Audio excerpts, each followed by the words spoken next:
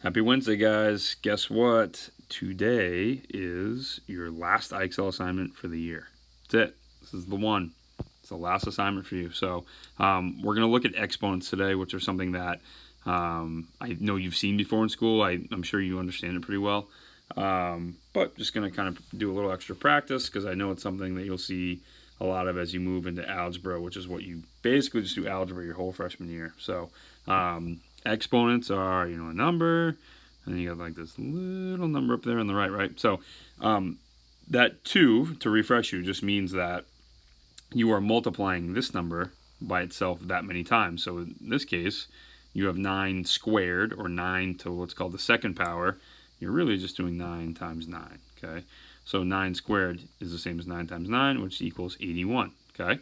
Now you might get something like this, like 3 to the 4th power, and that means 3 times 3 times 3 times 3, right? So you're multiplying by itself 4 times. 3 times 3 is 9, 9 times 3 is 27, 27 times 3 is also going to be 81, okay?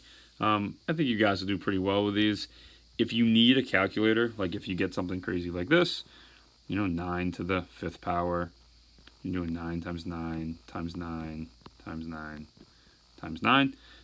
Please use a calculator for that. That's not one that you could do in your head. I can't do that in my head, and it would take me quite a while. So use a calculator for ones like that if you want to. And your last lesson for the year, awesome. You're going to go do H, so level H, D2, and once again going to a score of 75. Let's see if we can get everybody to do this. Let's finish on a strong note, guys, okay?